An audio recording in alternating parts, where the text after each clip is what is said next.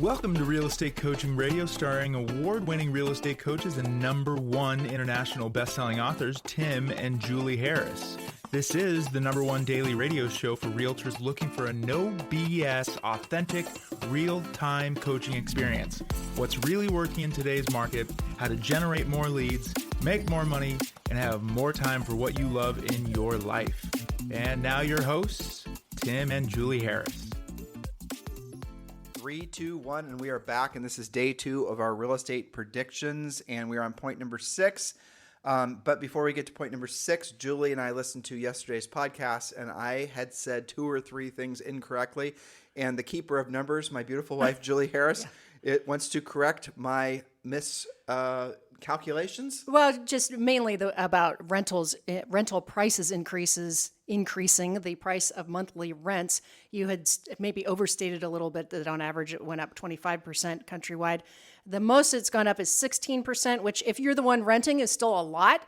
So yes, they will continue to increase, just maybe not as steep of a pace. So that's the main one. What I meant to say was basically over the last 2 years, rental prices have increased by at least 25%. Yeah, probably 2 to 3 years worth. 2 years, yeah. Which is a lot. Yeah, well, we want to get our facts straight. And so those of you who are about to fire off a little message on Instagram about our numbers being wrong, we just saved the effort. Stop being the crazy typing cat. Yes, exactly. All right, this is part 2, and we are going to get to prediction number 6. Julie Harris. Yes, part 2, prediction number 6. The number of sales will certainly be lower. This is countrywide, but it's hard to say by how much. Now, the Mortgage Banker Association predicts 15% fewer loan applications. And remember, a lot of people pay cash, so that's not 15% overall. That's of people getting loans.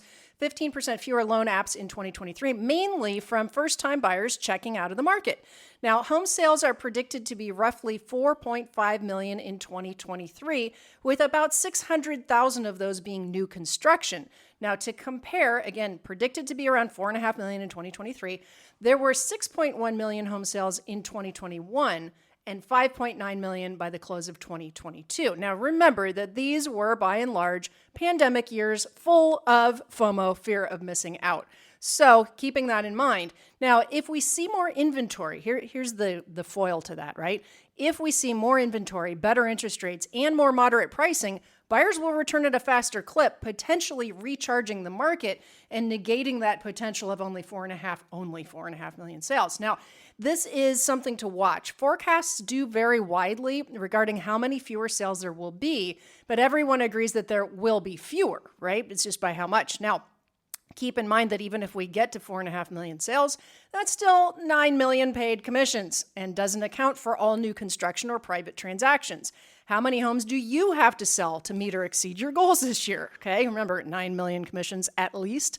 Now remember, it only takes selling 15 homes per year to gross 150,000, figuring an average sale price of 400,000 and 20% expenses. Only a few years ago, it would have taken 25 home sales to make the same money.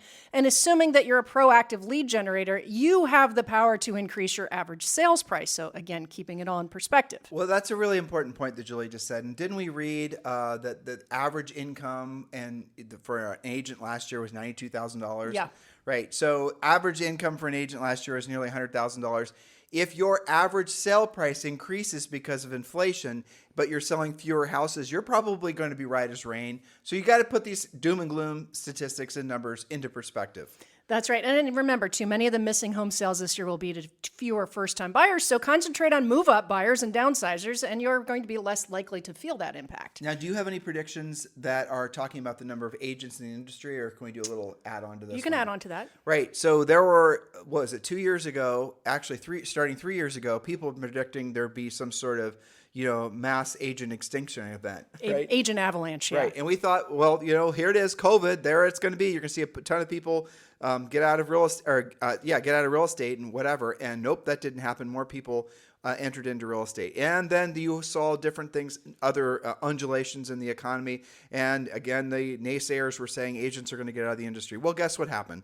National Association of Realtors just reported, last week, that we're at a high water mark for agents ever. And it was over 1.6 million agents. That's right. When you and I were selling real estate, I think the total number was 800,000 or something. It ranged between 800 and a million. Yeah. Yeah, exactly. So if you see, now how did Julie and I know that there wasn't going to be a mass extinction event for agents? Well, it's quite simple because we looked at the statistics, the numbers of agents in the industry going all the way back to the 60s. And what we saw where there was an increase in people getting their real estate licenses when there was a recession. Why? Because people actually had to figure out other ways to supplement their income. Or you'd have, for example, maybe back in the 60s, and this was a big trend in the 70s, certainly. My mom actually got a real estate license in the 70s, and she'd just been a stay-at-home mom before, and she needed to get a license, and she worked at Century 21. This was not for very long, but she did it. We bought our first house. She did a few deals. Well, that same trend is, of course, going to happen again, which is probably the reason why we're seeing an increase in the number of agents getting, or a number of people getting real estate licenses. Yes, and I would add my own day-to-day experience. So, for example, coaching clients who are getting their family members licensed, their kids, their brothers, their sisters, their parents. I mean, literally, Tim, just about everybody in my own private schedule, not to mention all of our hair certified coaches, they all have circumstances like that, every single one of them. Now, keep in mind our own experience here. Our across the field neighbor got her license. She's selling new construction now. We're in Puerto Rico. Okay.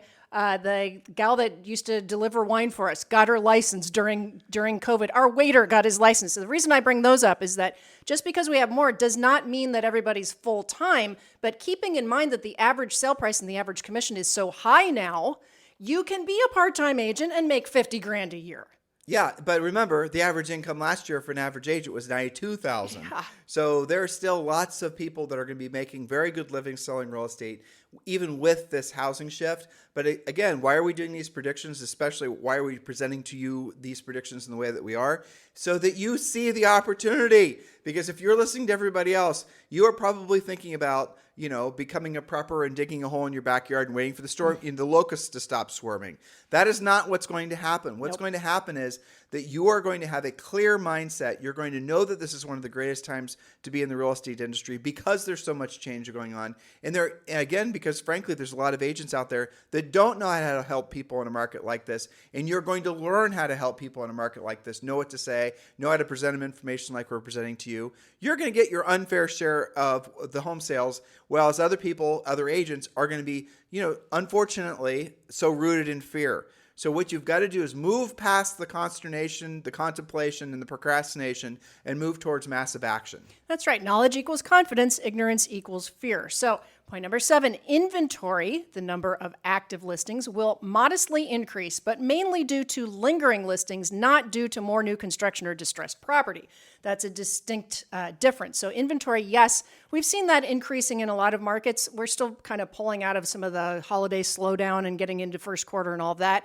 But yes, we're going to see modest increase, not an inventory avalanche. There will be a lot of people who are sort of locked into their homes because they have these really low interest rates, and that is going to be a temporary trend. Listen to what I'm telling you. Do you guys remember, those of you who are alive, who are really in the real estate industry, back in 07, 08, everybody went in, that's where you saw the advent of these terms like staycation, People aren't going on vacation. People were downsizing. I'm only going to go to Starbucks twice a week opposed to 5 days a week. Right. And then it wasn't maybe 24 months later, or really probably more like 12 months later, you started hearing another term emerge called frugality fatigue. Right? Frugality fatigue, yes. And that's what's going to happen. People are going to get, I'm going to stay in my house because my interest rate's so low.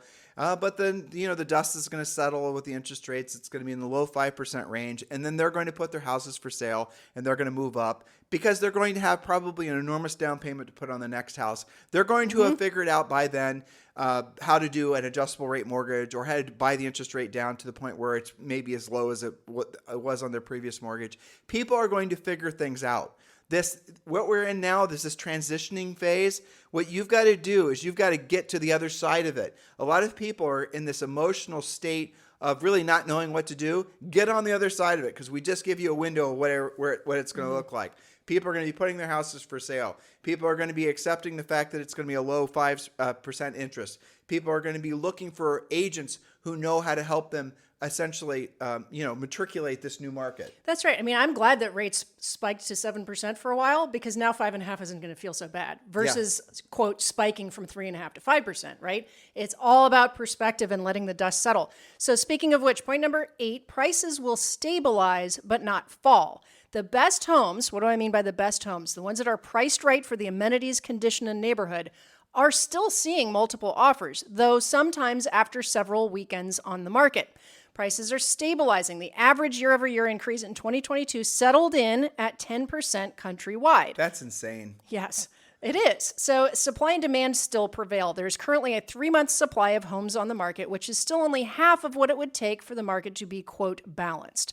Now, here's a caution. There's a difference between price reductions and price depreciation. You alluded to this a bit on yesterday's pod. There are virtually no upside-down homeowners, people who owe more than the house is worth, in today's market. Watch closed prices to see what's really happening. So, for example, you might see a lot of price reductions, and those price reductions can range from basically not mattering at all to something significant.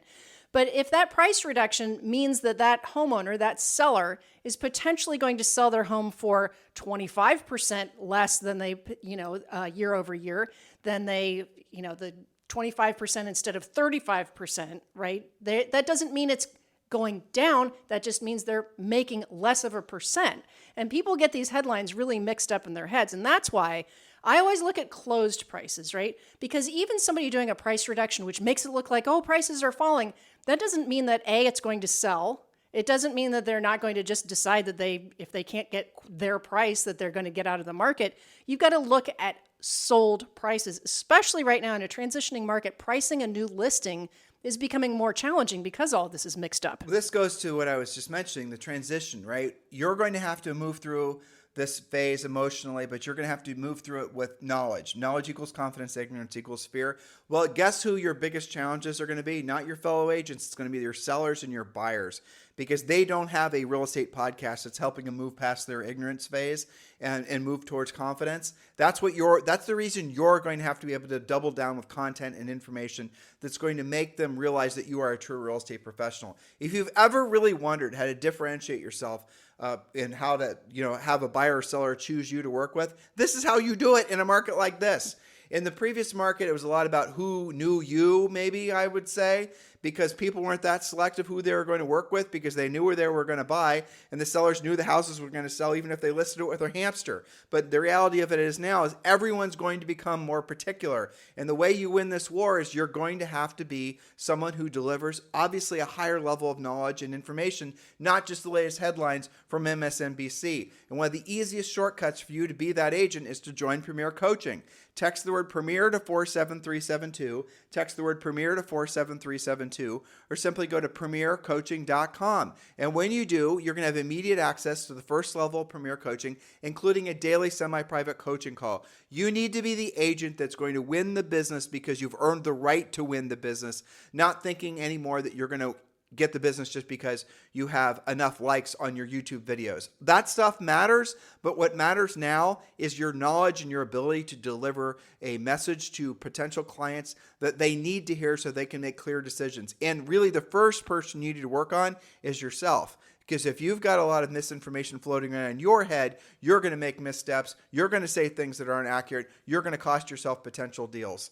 Point number 9, prediction number 9, sellers will have different motivations than in the pandemic years. So, for example, sellers who don't have to move won't be moving. The most common sellers will be, and we're already seeing this from our coaching clients, downsizing, empty nesters selling their family home, moving to get more space, better schools. We see newlyweds purchasing together. What we would call normal reasons to move will prevail. Well, we are talking also, Jules, about there are a lot of people that are moving away.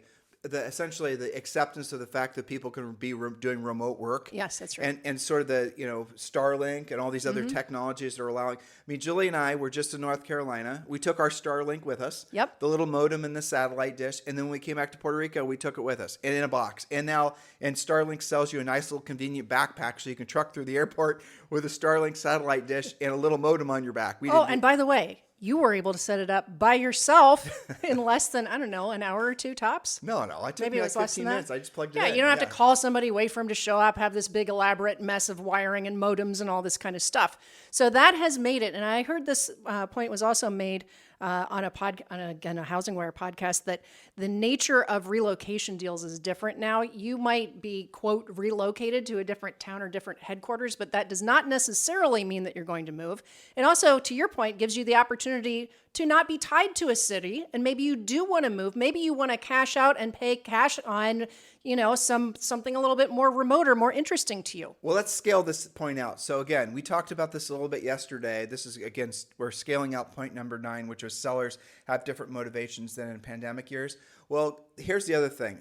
Demographics. And if you compare demographics, and I'm going to compare this like I did yesterday to when we had really bad inflation in the economy in the late 70s, early 80s. Julie and I were barely alive then, but you guys, many of you weren't alive. Because we pay attention to the demographics of our podcast, frankly, so we know how old you guys are. Right. A lot of you guys were kids like we were. Well, so what was different then? How about just about everything? I mean, everything was different. Everything was different in the economy. Everything was different with the demographic trends. There weren't these massive, essentially waves of humanity, millennials, baby boomers. All this wasn't going on. So the amount of people, the sheer number of humans in America that want to purchase, buy or sell a house is nothing like back in the late 70s, early 80s. Not to mention the debt that the United States has. So you can use that as a sort of a baseline understanding, that period in history of a baseline understanding of what happens in inflation, but it's obviously not the same. So be very careful that when you're listening to people talk about last time, because everyone likes to talk about 07 through 8, or they're going to talk about late 70s through early 80s, they are kind of not really delivering really well-conceived information to you, and you need to do your own homework and become your own expert. That's incredibly important during this rise of this age of misinformation. Well, that's right. You have to use modern facts to make your projections, right? So point number 10, this is one of my favorites. Commissions will, and I would say already are, rising. Commissions will rise. With longer days on the market, fewer bidding wars, and more competition, sellers are already valuing caring, competent, and skilled agents more than ever, like our Premier Coaching clients. It's actually worth mentioning here, too. It's funny, you still must read that twice. During times like this, commissions, just to repeat it, right? Yeah. Increase, they don't decrease. Want proof? I'll give you proof. Look what's happening with the iBuyers, who were the chief drivers of the destruction of the buyer agent commission. Well, guess what happened with those guys? Poof. Yep. Right? Bye-bye. Mostly out of business. So the companies that were driving down buyer agent co-op commissions, they've been eviscerated for the most part. Add to this the fact that you're also seeing builder commissions on the rise. Now, if you want to know how to be really, really effective at being competitive with your listings, do what builders do to sell their standing inventory with regards to creative financing, such as... Well, and you guys get these emails. If you're not opening them, you better be paying attention. Builders are paying, in some cases, double the going rate commission to unload two things. One is in anticipation of last year not having the slowdown that we saw in fourth quarter, a lot of builders started to build furiously fast, right? So they overbuilt some inventory in certain neighborhoods that didn't sell. They also have some buyers that backed out because maybe they don't qualify anymore, either voluntarily or they didn't get their loan. So there is a lot of new construction out there that has really amazing bonuses, not just for the agent, but also for your borrower. There's all kinds of perks and, landscaping packages and pools and all, and, extra rooms and all of these things. So if you really want to do a great job for your buyer that can't find anything, go find some, inventory. Maybe it's not 100% built yet, but they're going to get more for their money and you're going to get more for your sale. So let's give them a quick roundabout from the last 2 days, a quick highlights reel, okay? Sure. Commissions are going to increase. There's number one. Sale prices are going to increase. Now, you might see my next point as a good thing or a bad thing. Number of transactions will decrease, but your income will most likely stay the same, if not increase, in 2023. Now, if you're just getting started in real estate, it's now more than ever important for you to really drill down on becoming a very skilled-based agent. And I know the poll is always going to be to want to make yourself famous, especially in this era of branding and marketing. But even if you do rise to the top and people do see your fancy Instagram posts, doesn't mean they're going to do business with you, because they're going to be looking for that skilled, caring, competent agent. You cannot fake whether or not you actually have skill. You can look like it in a picture or short video, but when they talk to you, if you don't engage at a high level in a different way than everyone else, in other words, what comes out of your mouth, what comes out of your brain is not next level, they're going to choose to do something, business with other people. Or they simply won't call you back, and you won't know why. Okay, here, I'll give you another highlights reel from the last 2 days. Yep. There are going to be, this is the best opportunity in at least the last 15 years to become a listing agent. Because why? Sellers are becoming, which is your next point. You're saying buyers in the next point, but sellers, real estate consumers are becoming more picky who they work with than ever. And we just did our podcast series on this one last week. Expired listings in particular, and though there's a bunch of other sources as well, are going to be the absolute gold mine, certainly for 23, probably into 24. Couldn't agree with you more. Because there's so many agents. You have a bifurcated problem, right? You have sellers that have unrealistic expectations, and they're listing with agents that don't know how to get them priced and positioned correctly in this market, which results in failure. Well, that's going to create, and there's a lot of that. Most of the listings for sale right now are listed with agents that have never sold in any kind of market, anything similar to this. I want you to think about what I just said, because we know 74% of all agents have not, essentially have only been in business like 15 years or less, or maybe it was 5 years or less. Point is, they've never experienced anything other than this very buoyant seller's market. Well, that market is over, and now we're entering into this new market, but those agents are still out there listing homes. And what are they doing? They're pricing them incorrectly. They're then having to get, maybe in some cases, they get price reductions. But that seller is not mentally conditioned to understand what the nature of the market is because that agent didn't prep them prior to take the listing. That listing is going to expire, creating a tsunami of listing opportunities for agents out there. So incredibly important that you embrace the opportunity that's in front of you. Why you would spend so much time trying to speculatively build, passively build lead generation when right in front of you in all major markets there's such a huge opportunity for expired listings. It absolutely makes no sense. And that's just one of the many things we teach you in the Premier Coaching. Remember, text the word Premier to 47372 or just go to premiercoaching.com. Remember, when texting, message and data rates may apply. Julie, point number 11. Yes, point number 11, buyers will be more picky, taking longer to make a decision and looking for the right house, not just for a house that's available where maybe they can win a bidding war, right? So buyers do have more power in the negotiation, but it is not yet a buyer's market. It is not time for you to go around lowballing, but do expect buyers being more particular. You're going to have to brush up on your buyer scripts. We have a whole buyer mastery section in Premier Coaching that has gotten fired up lately. So Julie, what is the technical definition of a buyer's market? A buyer's market is when the buyers have more power. So there are more listings for sale than there are buyers to buy them. And most economists say somewhere between 4 and 6 months supply. Currently, we are only at a 3-month supply. So we are only halfway to even a balanced market, much less a buyer's market. You'll feel it when the market starts to really noticeably shift. You're going to feel it in how receptive, like for example, and this is, again, something we teach our listing agents to do, which all of you should be listing agents. You're going to have to learn to be very aggressive with obviously getting the homes shown in the first place.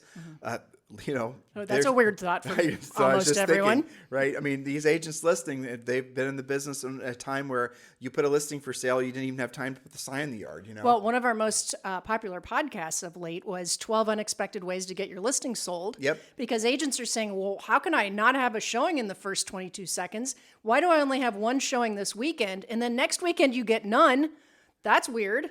Yeah, so we teach you in Premier Coaching, for example, to do something that Julie and I thought of years ago, like 15 years ago, during the housing crash, by the way, where you do a reverse offer. And I know this was a really crazy thought when we came out with it, but it totally works. It does. So for those of you who are sitting on listings, but you've had a lot of showings, and let's say the buyer's agents are inexperienced and they don't know how to get their buyers to write offers, which is called normal, here's what you need to do. If you see some agents that have shown the properties multiple times, write an offer from the seller to the buyer, an offer to buy, not an offer to sell. Or no, an offer to sell to the buyer. Yeah, an offer to sell. It's even it's hard. Everything opposite. It's everything opposite, right? So normally a buyer writes an offer to the seller. A seller can write an offer to the buyer. So to buy, right? So if you've seen a buyer's agent produce, a showing with the same buyer, and you call the buyer's agent, well, they can't just decide. They're uncertain. They don't know wanna what's keep going looking. on. They want to keep looking. You need to sit down with the seller and you need to write on a purchase contract as if, just the exact opposite, and send it over to the buyer's agent. And you will be shocked how often that is all it takes to get the house sold, because that buyer's agent actually didn't, again, have the skill set to get the buyers to write an offer. And now here we're putting in front of them actually a great offer. Now, what are the terms? That's up to you and the seller. It could just be full list price. Well, it's to get the ball rolling. So maybe Right. this seller offers to sell it for $1,000 less than list price and $2,500 towards closing costs, just to get the ball rolling. Right. Or maybe a full asking price, but they're going to buy the buyer's interest rate down, Yes. include a bunch of, extra stuff, things like that. Again, get the ball rolling, get the conversation started. You're going to oftentimes, especially in the listing agent side of things, you're going to have to get used to having to do a lot of the heavier lifting for the buyer's agents, because they are getting their learning on as well. That's the hard part of this market, is getting people to get their skills on. And the ones that do are the ones that are going to thrive and survive going forward. And the ones that don't won't be in real estate in a year. No, and there's all of these things going on that, to your point, virtually everybody listening has, with a few exceptions, has never heard of, much less practiced before. One of the common questions that we get is, explain how contingencies work. Yep. Because you haven't been able to get any in the previous market, right? How do I deal with a home inspection? We had a podcast about that as well. What are your different options so you don't let the deal die? What about these rate buy downs? All of these things are not new, but they are new to this market and new to many of you listening. So we've wandered, Tim, into some more advanced coaching on this podcast, where we usually give them the 30,000-foot view. If you guys are saying, what are you talking about? I got to learn all of this stuff to thrive in this new market. Well, guess what? We're here to help you. All you have to do is text the word Premier to 47372, or you can simply go to premiercoaching.com and sign up for free today, so that we can show you how to do these things. That way, it's possible that you have an even better year than you thought once you get your skills on. And Julie, tomorrow is the first point. That's a big point. That's why I made it an I'm opening. just scanning it now, stumbling over my own tongue. But yes, the point that we're going to start with tomorrow is going to be the point that's going to raise the most eyebrows over all these 15 predictions. It's the one that's going to probably get us the most, I think, ire. Yes, but it's a really critical point, and I think it's really important to your skills and to your talking points. So that's our cliffhanger. Yes, and those of you who are about to spew the ire and vitriol, we are ready, because Julie has done massive amounts of research on the numbers to back up our stance on our prediction of the first point for tomorrow's podcast. In the meantime, guys, thank you for keeping this #1 listened to daily podcast for real estate professionals in at least the United States. It is always our honor and pleasure to be your loyal podcast real estate coaches. And also, thank you for all of you who are subscribing on our YouTube channel. It's really taken off this year. The series that we did at the first week of this year, and the second week, but the first week was some of our most listened to podcasts ever. And we are rating the top 31 from least effective to most effective real estate lead generation ideas. Go back and listen to those podcasts. Again, we had a hell of a lot of fun doing that podcast, but go back and listen to that series. In the meantime, guys, do like or subscribe, leave comments, help us to continue to grow the podcast. Our mission is to make it so that this real estate market fills you guys with opportunity, fills you with a feeling of purpose. And that comes from knowing how to help other people, because you have the skill set of knowing how to say things, knowing how to solve other people's problems. When you can enter into a relationship with a buyer or seller, and you can help them transact in such a way that they really feel that you've done a great job because of your level of professionalism, there is no better feeling as a real estate professional than that. That is helping people at the highest level. That's what we're all about, helping you learn how to do. In the meantime, guys, we'll talk with you on the show tomorrow. Have a fantastic day. This podcast is a part of the C-Suite Radio Network. For more top business podcasts, visit c-suiteradio.com.